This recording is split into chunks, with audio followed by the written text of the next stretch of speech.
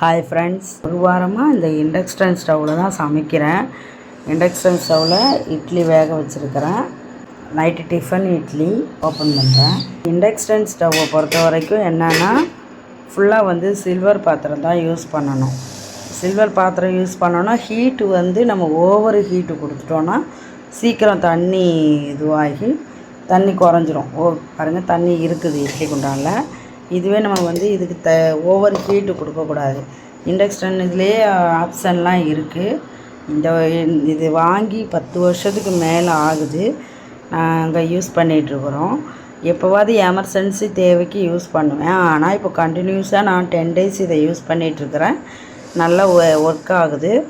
இப்போ இந்த சிலிண்டர் இல்லாததுக்கு எனக்கு இந்த இண்டக்ஷன் ஸ்டவ் ரொம்ப யூஸ்ஃபுல்லாக இருக்குது. இப்போ நான் நைட்டுக்கு டிஃபனுக்கு இட்லி வச்சுட்டேன். மத்தியானம் சிக்கன் கிரேவி செஞ்சேன். நைட்டுக்கு மீன் குழம்பு சிக்கன் கிரேவி பண்ணேன். அதை நான் வச்சுப்போம், தொட்டுக்க வச்சுப்போம் நைட்டுக்கு டிஃபனுக்கு. அது எப்போவுமே இப்போ இண்டக்ஷன் யூஸ் பண்ணிகிட்டு இருக்கிறதுனால நான் மத்தியானம் வச்சுருக்கிற குழம்பு வச்சே நைட்டு மேனேஜ் பண்ணிப்பேன். இண்டக்ஷன் ஸ்டவ் ஏதாவது சுடு தண்ணி வைக்கிறதுக்கு தான் யூஸ் பண்ணிகிட்டு இருந்தோம். இப்போ இந்த சிலிண்டரு கேஸ் பற்றாக்குறை டிமாண்டுனால் காலையில் மத்தியானம் நைட்டு 3 வேளைக்குமே நாங்கள் இது இண்டக்ஷன் ஸ்டவ் யூஸ் பண்ணிகிட்ருக்கிறேன். இப்போ இண்டக்ஷனில் நம்ம என்ன பண்ண முடியும், ஈய பாத்திரம் வைக்க முடியாது. அதாவது சில்வரில் தான் வைக்க முடியும்.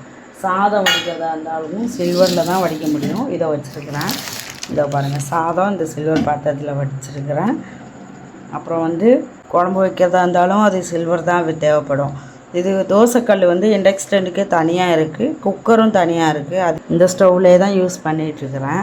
உங்கள் வீட்டில் நீங்கள் இப்போ இந்த கேஸ் டிமாண்டுக்கு இண்டக்ஷன் யூஸ் பண்ணுறீங்கன்னா லைக் பண்ணி, இந்த வீடியோ பிடிச்சிருந்தால் சப்ஸ்கிரைப் பண்ணுங்கள்.